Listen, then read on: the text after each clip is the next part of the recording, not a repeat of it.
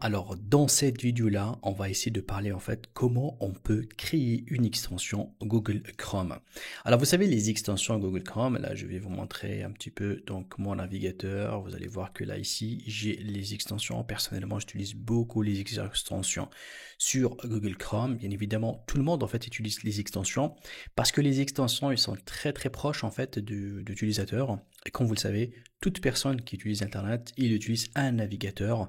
Surtout s'il est sur un ordinateur et du coup ces extensions là peuvent nous ramener voilà donc une facilité à la production et aussi elle peut tout simplement nous faire gagner de l'argent. Alors l'idée c'est quoi? Je veux faire appel tout simplement à l'intelligence artificielle et à Bolt ici. Et mon objectif, c'est que je vais créer ici une application de A à Z qui est une extension que je peux l'installer sur mon navigateur, soit pour l'utiliser moi-même ou voilà, l'utiliser dans mon entreprise ou même pour la monétiser. Alors, dans la formation, on va comprendre un petit peu le concept des extensions et par la suite, on va mettre un prompt qui va être adapté en fait à Bolt pour qu'il puisse tout simplement nous créer une extension sur mesure. Avant de commencer la vidéo, je voulais me présenter, je m'appelle Fieras, je suis docteur en intelligence artificielle et je suis professeur à l'université. Alors si c'est la première fois que vous regardez ma vidéo, je vous invite à vous abonner ici parce que je publie tous les jours des formations, des guides pratiques, des tutoriels sur les nouveautés en intelligence artificielle et en marketing digital. Et pour ceux qui sont abonnés, je voulais leur donner un petit cadeau, c'est un accès exclusif à mon pack de 100 cours. Donc vous trouvez dans les descriptions de cette vidéo là le lien vers ma plateforme de e-learning avec un coupon spécial et ça va vous donner accès à 100 cours. Donc là il y a à peu près plus que 6000 vidéos donc dans plusieurs domaines, marketing, intelligence artificielle. Alors qu'est-ce que vous attendez pour commencer? Et là je vous dis bonne formation. Alors aujourd'hui il y a à peu près 200 000 extensions disponibles sur la plateforme donc Chrome Web Store et donc ils sont pratiquement sur plusieurs catégories comme vous le voyez. Donc il y en a ceux qui sont sur l'actualité, il y en a d'autres sur le shopping, d'autres sur dans les réseaux sociaux et bien évidemment à chaque fois que j'entre dans une extension, lorsque je clique ici, alors je vais plutôt aller à installer cette extension là. Regardez, celle-là elle est téléchargée 18 millions de fois, ça c'est énorme. Donc c'est une extension voilà qui est très utile en fait pour faire donc du e-commerce et voilà. Donc aujourd'hui il y a énormément d'extensions qui fonctionnent avec soit des CMS comme WordPress, d'autres donc qui aident les utilisateurs à faire des travaux dans le référencement, d'autres qui permettent d'extraire en fait de contenu. Donc du coup il y a énormément d'extensions. Et on trouve deux manières pour monétiser une extension. Alors soit on fait une extension, on le fait gratuitement, les gens ils téléchargent, mais à l'intérieur de cette extension-là, lorsque quelqu'un va l'utiliser, on va glisser de la publicité. Ça veut dire soit on a des annonceurs qu'on va leur faire de la pub à l'intérieur de l'extension, soit tout simplement on va envoyer vers Google Ads. Et bien évidemment, on va toucher donc de l'argent, bien évidemment, de la part de Google parce qu'on est en train tout simplement de faire display et afficher en fait ces publicités. La deuxième chose, il y en a ceux qui vendent l'extension carrément. Ça veut dire vous la téléchargez, vous pouvez l'utiliser voilà pour utiliser l'extension en fait gratuitement. Il y aura quelques fonctions gratuites, mais par la suite, si moi je suis intéressé par l'extension, je dois payer. Je prends par exemple cette extension là, celle de Woorank, que c'est une extension que j'aime beaucoup en fait au niveau de référencement. Celle-là, elle va vous faire voilà une analyse ici en temps réel de votre page et je vais trouver tout un rapport de cette analyse là et après si je veux le télécharger, si je veux avoir plus de détails sur ce rapport là, ils vont me demander en fait de se connecter et du coup de payer en fait voilà pour avoir l'extension d'une manière professionnelle. Et ça c'est une idée très très importante. On va essayer de voir un petit peu le type en fait de la prestation de cette extension là, que je peux bien évidemment créer une extension pareille. Voici donc l'extension. Je trouve que le design en fait il est très très beau, il est simple à lire, simple à comprendre. Donc là il me donne un score total. Il me donne en fait surtout les erreurs à corriger et les améliorations to improve ici. Donc là il me montre que voilà j'ai 8 erreurs qu'il faut faire, qu'il faut régler dans ce site là et 2 choses de recommandation à régler. Et voilà donc c'est bien expliqué, il me donne même des informations. Donc ça c'est une extension, vous allez voir que ici, une fois que j'arrive à là, donc il va me demander de passer à un mode pion si je veux vraiment télécharger. Voilà, donc là il me demande en fait carrément en fait d'aller sur le site internet et de faire tout simplement un compte. Donc ça, c'est un exemple. Voilà. Donc là, il est en train de me proposer d'acheter en fait des informations.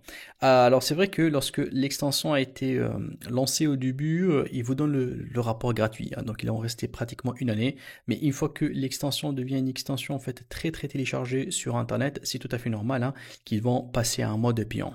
Voici ici donc dans le site officiel de Chrome. Donc on trouve que l'application a été téléchargée 200 000 fois, donc c'est énorme. Hein. Donc vraiment c'est un nombre très très très élevé de personnes qui ont téléchargé plutôt. Et bien évidemment c'est un mode donc de commercialisation qui est très très intéressant. Moi je suis fan en fait de cette extension là, qu'elle m'aide énormément en fait à faire les rapports d'analyse. Alors, une autre question qui est souvent donc demandée, hein, donc il y a beaucoup de gens. Alors, plusieurs personnes sur Internet, en fait, ils demandent combien ça coûte pour développer une extension Google Chrome. Et pour avoir en fait la réponse, d'abord, il faut comprendre qu'une extension Google Chrome, vous allez voir qu'elle a une structure bien déterminée hein, pour que ça fonctionne. Donc, du coup, il y a un style en fait de voilà de technologie spécifique. Il va y avoir un nombre de fichiers bien déterminé qui doit être fait, même la disposition de ce dossier-là. C'est pour cela que Google en fait il a mis en place, si vous voulez, tout un système des documentations. Il y a même en fait des vidéos et des cours ici qui vous montrent comment développer une extension. Donc c'est une spécialité on peut dire qui n'est pas assez simple, qui demande vraiment des compétences en développement. Et elle a tout simplement ici, vous allez voir, au niveau de l'architecture, elle utilise en fait des technologies spécifiques, des bibliothèques aussi spécifiques. Donc il y a énormément en fait de choses à apprendre pour développer, pour mettre en place. Par exemple là au niveau des icônes, il vous dit voilà que vous pouvez donner le logo en fait ou bien l'extension. À chaque extension, elle a une image, comme vous le voyez là ici. Donc voilà, en tout cas, tout détail, il est vraiment structuré. Il y a une architecture spécifique à respecter, voilà, pour le lancement du pop-up, pour le lancement de l'activité, de la connexion. Donc vraiment, c'est très très bien expliqué. Et alors, pour demander quelqu'un à développer ça, si je vais aller en fait au site de Grovely, qui est très connu en fait au niveau du développement des extensions, vous allez voir que là, à peu près en fait l'heure de développement, elle est à peu près dans les 18 dollars. Voilà, donc là c'est l'heure en fait de développement qui coûte. Voilà, si je vais ramener quelqu'un à développer une application pour moi, et il faut compter à partir de 1000 euros un minimum. Hein. Regardez là, c'est bien expliqué. Donc pour avoir une extension, l'idée c'est quoi? L'idée tout simplement, c'est de créer tout simplement un prompt qui va me permettre d'avoir carrément mon extension. C'est-à-dire que là, ici, moi, je vais le donner tout simplement en fait un prompt. Et ce prompt-là, il va tout simplement me permettre à mettre en place tous les fichiers standards que je trouve dans une extension. Et tout ce que j'ai à faire, c'est de télécharger et de déployer. Bien évidemment, comme n'importe quel programme que je fais avec Bolt, je dois tester, voir s'il y a des erreurs. Je reviens vers Bolt pour que tout simplement Bolt va m'aider en fait à résoudre le souci. Alors, Bolt, donc bien évidemment, pour ceux qui veulent apprendre à maîtriser Bolt, c'est très simple. Bolt, c'est un système là où je peux injecter ici tout simplement des prompts qui doivent être créés, bien évidemment, avec une manière très très bien détaillée. Et Bolt, tout simplement, il va exécuter ces requêtes-là pour qu'il me fait carrément la création des codes et que moi, je vais tout simplement le télécharger pour le déployer. Et Bolt, bien évidemment, elle était bien évidemment travaillée avec donc la technologie de LLM qui est Claude 3.5 Sonnet. Donc c'est ça le modèle en fait de l'intelligence artificielle qui tourne derrière pour qu'il puisse tout simplement me donner le résultat que je veux. Je vais vous laisser bien évidemment ici là-haut, voilà. Là, voilà, je vais vous laisser tout simplement un lien vers toute une formation Bolt si jamais vous voulez voir voilà comment j'ai créé avant des projets avec Bolt d'une manière très très simple et la puissance de Bolt. Mais là maintenant, on va ici carrément d'aller tout droit vers l'objectif, c'est la création d'une extension Google Chrome. Alors, je vais faire appel à DeepSeek, hein. Donc là, du coup, aussi, je vais lui demander, bien évidemment, d'utiliser en fait la partie Think, qui est donc une recherche profonde, et aussi d'utiliser Internet. Et là, je lui dis, alors, je lui dis tout simplement que tu es un expert en création ou développement, quand vous voulez, des extensions, donc Google Chrome. Et là, je vais lui demander quelle est l'architecture du code pour qu'il fonctionne avec donc Google Chrome pour une extension. Et aussi, j'aimerais bien lui demander et quelles sont les technologies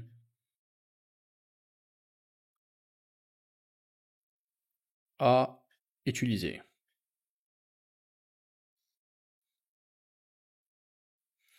Donc là, tout simplement, vous allez voir que DeepSeek, en fait, il va me donner tout simplement donc un langage de programmation, une façon de développer l'extension, parce que l'extension, elle doit obéir en fait à des structures spécifiques hein, pour que je puisse tout simplement avoir le résultat. Vous allez voir que là, voilà, il a trouvé en fait les pistes nécessaires. Pour moi, en fait, je vous ai préparé carrément ici un on va dire, un prompt qui a été généré par DeepSeek, bien évidemment. Un prompt final, tout ce que vous devez changer, en fait, c'est cette partie-là. C'est l'objectif, ou bien le contexte, c'est celui-là, le projet, et le output. Ça veut dire que là, vous allez lui dire qu'est-ce que vous voulez faire comme création de projet. Et là, c'est quoi le résultat de votre extension? C'est-à-dire, lorsque je clique sur mon extension, imaginez que ça, c'est l'extension. Lorsque je clique, qu'est-ce qui va se passer? Donc là, vous l'expliquez. Et là, vous lui dites bien évidemment de quoi il s'agit pour votre extension. Et tout le reste, vous laissez comme il est. Et bien évidemment, si jamais vous allez utiliser votre clé donc ChatGPT, voilà, vous mettez ici le code de la clé de ChatGPT pour que ça soit être intégré dans Bolt. Bien évidemment, ça c'est une clé que j'ai créée juste pour cette vidéo-là. Après la vidéo, je vais la supprimer, donc c'est pas la peine de la copier et de la tester. Ça va pas marcher, c'est juste pour expliquer. Et là, bien évidemment, c'est la structure donc du projet. Je donne un exemple de structure, mais il y en a énormément d'autres exemples, hein, comme je vous ai montré que vous pouvez en fait les copier. Mais là, c'est un petit peu hein, la structure standard hein, que vous pouvez le tester. Ici au niveau des favicon, vous pouvez ajouter, mettre d'autres dimensions, 128 et tout. Mais en tout cas après dans le développement, lui il peut changer en fait la structure, c'est pas très important. L'important en fait qu'il y aura des fichiers qui sont obligatoires, qu'il faut les mettre dans Google Chrome. Ça c'est un petit peu le prompt, on va dire final, là où j'ai mis en place en fait un petit peu les technologies qui doivent donc les utiliser et les bibliothèques que après Google Chrome il va les accepter. Et du coup là, si je reviens vers DeepSeek, donc vous allez voir que là il m'a donné carrément voilà donc un petit peu les structures, il me donne voilà les outils en fait les technologies à utiliser. En tout cas là, c'est que vous pouvez comprendre en fait que là il vous explique parfaitement à quoi ressemble en fait un code. Alors pour vous, vous n'êtes pas obligé en fait de comprendre ça si vous voulez, vous n'êtes pas obligé de manipuler ça parce que tout ça après va être mis donc en examen avec DeepSeek. Bien évidemment, je peux lui donner en fait le prompt qui est celui-là que j'ai créé que vous pouvez tout simplement en fait lui demander encore de l'améliorer, c'est possible hein. Donc lui il m'a fait sortir ça, mais vous pouvez lui donner ce code là si vous voulez encore l'améliorer. Donc je peux faire un copie comme ça et je viens ici, je lui dis ok, améliore si c'est possible et nécessaire ce prompt pour la création de mon extension Chrome. Donc là, vous allez tout simplement lui donner ici donc le prompt, je lance, et donc du coup là, la même chose, il va faire de thinking, il va réviser un code que lui déjà il a généré, et ce code-là, bien évidemment, il va ici devoir s'il veut encore l'améliorer. Et ça c'est très très important, hein. Donc par rapport à vous, même si vous prenez donc un prompt de l'internet, même si vous prenez ce prompt-là que moi je l'ai testé, vous pouvez bien évidemment l'améliorer, l'ajouter d'autres informations pour avoir vraiment le meilleur prompt, parce que la qualité de prompt c'est la plus importante, et bien évidemment prenez l'habitude d'écrire le prompt ou bien de demander à l'IA d'écrire un prompt pour vous en anglais pour que là ici ça va consommer moins de tokens pour avoir le meilleur résultat, parce que Bolt ok il comprend bien en français mais ça peut consommer un peu plus de tokens si vous mettez la phrase en anglais. C'est mieux, voilà. Donc si en français ça va consommer légèrement plus mais c'est pas grand chose hein. Mais moi je vous conseille d'aller vers l'anglais, et DeepSeek vraiment il peut vraiment vous donner donc des informations très très intéressantes. Donc là ici, là il vient de me faire donc le nouveau prompt, si tu veux, avec voilà, il a fait une amélioration en structure, les informations de manière plus claire, et en ajoutant des précisions techniques essentielles. Bah très bien. Donc là du coup il m'a fait en fait le dernier résultat. Donc moi je vais tout simplement copier ça Mais là, carrément, hein, donc clé avec code essentiel. Donc regardez là ici, il est en train carrément en fait de me développer en fait le programme, hein. Donc là ici, ça c'est très intéressant parce que même si je vais copier en fait ce programme là et si je vais essayer de l'exécuter, vous allez voir que ça va demander un petit peu de codage de ma part. Alors l'objectif de cette vidéo là, c'est qu'on essaie d'éviter au maximum le codage et laisser en fait Bolt coder pour nous et surtout fixer les erreurs pour nous. Ça c'est très important parce que c'est possible en fait de venir ici, hein, de lui dire allez-y, fais-moi les fichiers et montre-moi comment les installer ou bien comment les lancer. Il peut bien évidemment vous aider à le faire, ça c'est sûr. Voilà, déjà lui, il est en train de me donner en fait carrément en fait la création en fait de fichiers. C'est pas ce que j'ai demandé, mais c'est bien, hein. Donc déjà là, il a ici en fait de me faire voilà une structure très très bien faite, hein. Là, il me donne même voilà, les bonnes pratiques à ajouter au niveau de l'utilisation de la clé. Il me dit que de mieux de la mettre dans un fichier tout seul pour la changer par la suite si je veux la changer. Et là, au niveau de l'interface, là, au niveau des tests, hein, workflow de déploiement. Donc vraiment là, j'ai tout simplement, donc si tu veux, un prompt qui est plus intéressant. Alors moi, je peux tout simplement le copier, ce prompt là. Je pense qu'il est bien. Donc là, je prends tout ce prompt là. C'est vrai que ce sont des améliorations. Regardez là en tout cas, il l'a mis en français, ça va consommer un peu plus de tokens, vu que j'ai lui posé la question en français, hein. Mais ce que je recommande en fait, c'est d'ajouter aussi dans la question, c'est de lui dire, fais-moi en fait là en fait c'est le déploiement, hein. Il vous met même le déploiement, ça c'est très très intéressant. Alors du coup là, je peux copier ça. Je peux ouvrir ici tout simplement à nouveau donc onglet dans mon document ici. Et là, je vais tout simplement donc coller tout ce code-là. Bon, bien évidemment, on va essayer de faire de sorte que ça donne une couleur noire. Voilà, donc là, ici, j'ai tout mon code, hein. Voilà, donc on va ici aussi de faire donc de sorte que ce soit aucune... Voilà. Donc là, ici, c'est un petit peu mon nouveau prompt, hein. Donc là, ici, je peux bien évidemment... Bon, là, on peut le laisser ici en blanc ou en gris, comme ça, voilà. Ça, c'est mon prompt, en fait, que je peux tout simplement l'exécuter sur Bolt pour que j'arrive tout simplement à voir le résultat. Bien sûr, c'est pas la peine de mettre le déploiement. Je peux juste, en fait, mettre ces données-là et ces informations-là. C'est ce qu'on va essayer de voir maintenant, l'exécution de ce code-là sur Bolt. C'est parti, donc là je reviens sur Bolt, je fais copier-coller en fait mon cahier de charge et je lance mon prompt tout simplement. Donc là Bolt tout simplement il va commencer donc à bosser, comme vous le voyez donc là ici à ma partie droite, donc c'est la création de fichiers. On va essayer de réduire un peu la taille pour mieux regarder, comprendre. Donc là ici c'est la création en fait des différentes donc fichiers, la programmation elle est en cours. Donc là il m'explique ce qu'il est en train de faire, il installe les dépendances, hein, des dépendances tout simplement les bibliothèques de librairie qui sont obligatoires pour tourner en fait le système.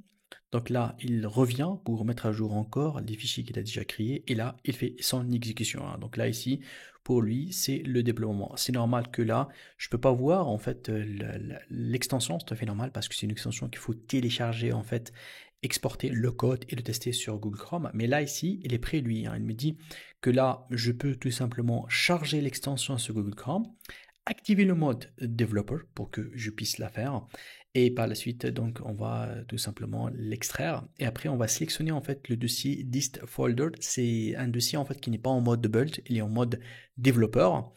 Et voilà, et après, bien évidemment, s'il y a des problèmes, j'aurai tout simplement besoin de les reporter ici pour qu'ils puissent les fixer. D'ailleurs, là, ici, si vous regardez, donc là, il a un problème au niveau du terminal, hein. Si je veux, je peux le demander, en fait, d'ici de régler ça. Donc, c'est une erreur au niveau du terminal, hein. Il se peut que... Alors, si on regarde de près, donc là, ici... Bon, c'est un problème avec le plugin carrément, donc c'est bien de le demander de le fixer. Autre chose, avant de cliquer, il faut lui comprendre aussi que ma clé en fait OpenAI a été ajoutée en fait dans le code, dans le dossier en fait de Production Environment, ok. Et là, je peux bien évidemment donc la mettre à jour si je veux. Alors là, je vais cliquer tout de suite pour fixer en fait l'erreur. Donc lui, automatiquement, il va se basculer sur le code. Et il va ici en fait de détecter, de comprendre en fait pourquoi il y a un petit problème. Donc là, je pense voilà, donc dans le favicon, hein, donc il est en train de d'essayer en fait de mettre en place une image, mais je peux tout simplement lui donner les icônes, hein, donc pas besoin de lui laisser voilà développer pour moi les images, hein, donc sinon on peut les faire nous-mêmes, hein, donc les images. Mais bon, ça sera mieux. Lui, il est en train de les générer automatiquement, il est en train de même de me proposer en fait voilà des images. Donc, si ça ne donne pas de résultat au niveau d'image, je peux ici tout simplement, ici ce dossier-là, ici ce lien-là pour uploader l'image. Donc l'image, on peut l'uploader facilement ici avec Bolt pour qu'il puisse les ajouter en fait dans le dossier. Donc on va attendre ici s'il va donc simplement trouver une solution pas. Sinon on peut tout simplement l'arrêter, hein. Donc on lui donne quelques minutes pour qu'il arrive tout simplement à la gestion de son image. J'ai l'impression qu'il est en train de charger beaucoup. Donc je vais faire un stop ici, regardez. Et là, je vais lui dire, bon, ce que je vais faire, je vais uploader en fait les deux images ici. Donc il faut tout simplement cliquer ici pour uploader une image. Donc là, je viens d'ajouter l'image. Bon, c'est pas grave parce que ce sont des petites images. Je vais lui dire en fait que ce sont des images qui représentent en fait le favicon, hein. Donc ça, c'est très important. Donc on va essayer de l'écrire. Donc là, je lui dis voici les images et je vais lui dire de les ajouter dans donc l'autre dossier. Comme vous le voyez là ici, il est en train de le créer dans ce dossier-là. Donc je vais lui dire de l'ajouter in public folder.